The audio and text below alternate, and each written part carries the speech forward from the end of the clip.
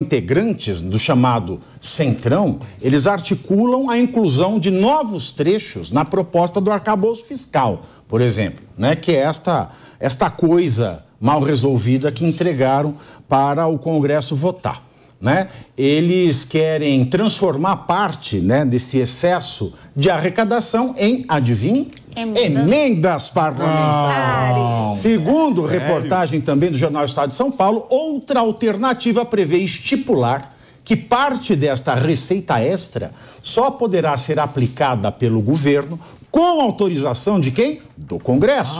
E o presidente da Câmara, Arthur Lira, avisou que vai rolar a festa. Vai rolar. E o arcabouço fiscal deve prever algum tipo de punição caso as metas não sejam cumpridas. E que, se o texto for muito frouxo e flexível, o projeto de lei não terá votos de alguns partidos. Aspas. Ajustes serão necessários. Temos de construir votos no plenário da Câmara.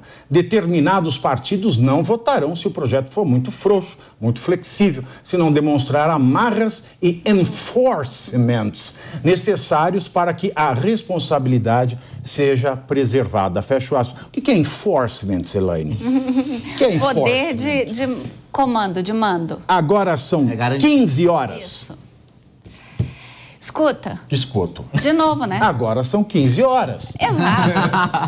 Repita, repita. Agora são 15 horas. E já está aí o Lira. A lingerie já está no chão? E o Lira já com o guardanapo aqui, lingerie no faca. chão, marcas de batom, abajur cor de carmim, corpo nu, cortinas de seda. E foi o que a gente falou aqui sexta-feira, né? A gente aqui sexta-feira comentou sobre a atuação do ministro da Fazenda do governo do presidente Bolsonaro, né? Que foi extremamente importante porque logo no primeiro ano aproveitou aquele momento ali de lua de mel com o Congresso e aprovou ali a reforma da Previdência que traria aos cofres públicos uma receita de 800 bilhões, né?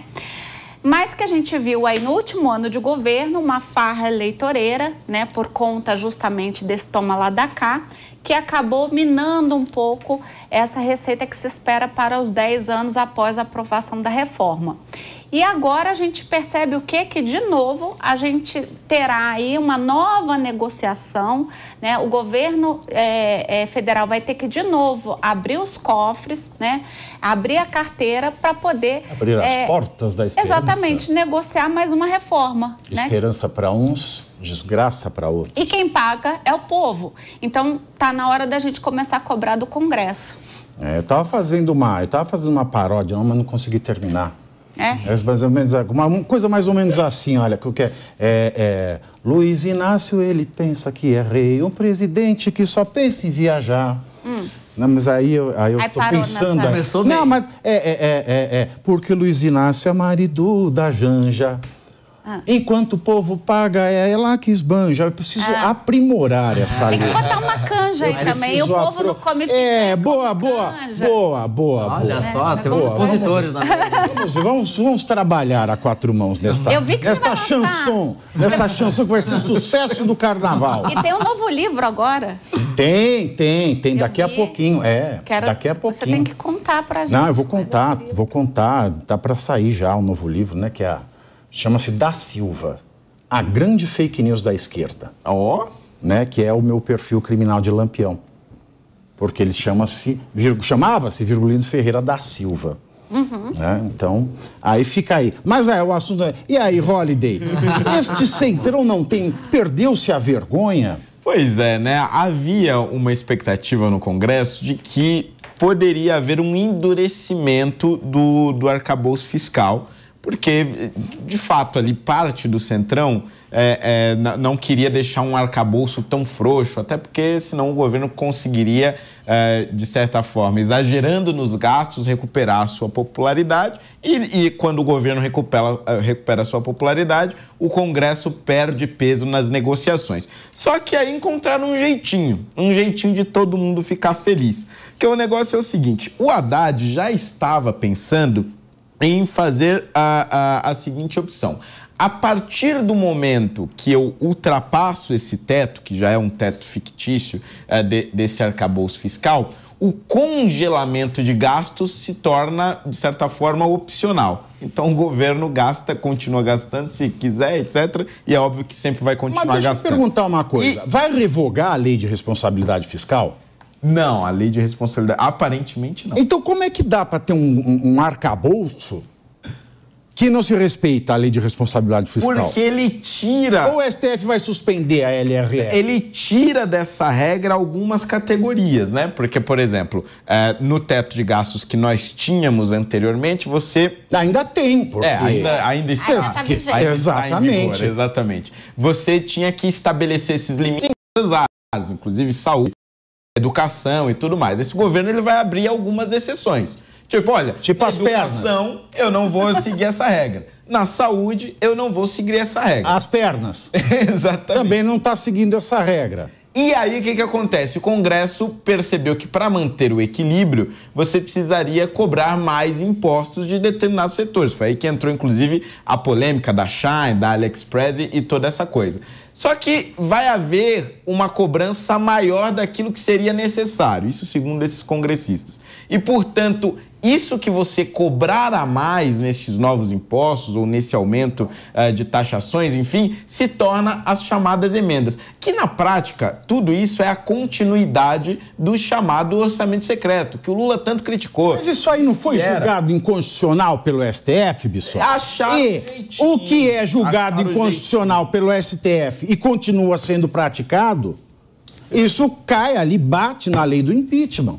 Exato, Pavinato. O que me parece é que tem que ter uma atitude. Aí os partidos políticos já estão se movimentando. Não vou trazer informação concreta aqui, porque, inclusive, estou envolvido nesse projeto, mas tem uma interpelação judicial sendo preparada nesse sentido. Exclusivo. Bissoli. Diretamente de Brasília. Como diz o Emílio Surita, né? O Bissoli não tem fontes, ele tem cataratas.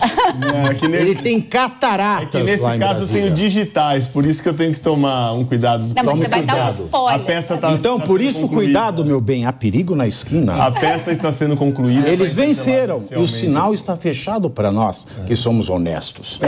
Exato. E esse é um ponto até que está ligado ao que o próprio senador Ciro Nogueira falou no início do programa. O processo do impeachment ele é um processo que depende assim, de uma maneira muito forte da opinião pública, né? Enquanto a opinião pública, enquanto o Lula tiver a base que tem, né, de aprovação na sociedade, muito dificilmente algo vai acontecer nessa direção. Mas ele não pode. Por mais pode... que tenham inúmeros motivos sendo apresentados e acumulados. Olha o perigo disso aqui, né, de transformar a parte da arrecadação, que até o PIX vai ser taxado, ao que tudo indica. Vai rolar umas marcianas aí. O que é isso aí? Vou te amarrar na minha câmara.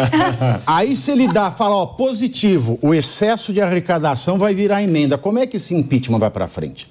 Exato, é muito complicado. E eu não consigo entender, assim, em inúmeras formas, a atuação do governo, porque se precisa aumentar a receita e tem esse foco tão grande, por que ataca tanto o agro? Que é tão importante para a economia brasileira, tão importante para aumentar as receitas. Por um outro lado, se precisa fazer base no governo, por que vem com mensagem extrema e não caminha para o centro? Você só deixa mais caro a formação de base na Câmara dos Deputados e no Senado, né? No final de contas, você tem que gastar mais dinheiro com orçamento secreto e tudo mais para fazer a base necessária para aprovar qualquer tipo de projeto que queira aprovar. Um grande então, problema. assim, é um caminho completamente oposto ao que ele pretende fazer. Então, assim, parece que vai ser, eu quero ir para A, eu vou para B. É um caminho completamente oposto. E o exemplo que eu falo é o seguinte, fazendo um exemplo com cada um aí na sua casa, é como se a gente já tivesse negativo no cheque especial e estivesse fazendo planos para o dinheiro que vai entrar para comprar algo novo. Eu não estou nem pensando em saldar aquilo que eu devo. Então a gente quer falar em baixar a taxa de juros, em ter condição para isso no país, em responsabilidade fiscal, se eu já estou fazendo planos para o excesso de arrecadação sem me preocupar em pagar o que eu já devo. O país está no negativo e muito. E ainda ficar em hotéis 5 estrelas all around the world, luxury hotels in the world, the finest and luxury. 6 stars.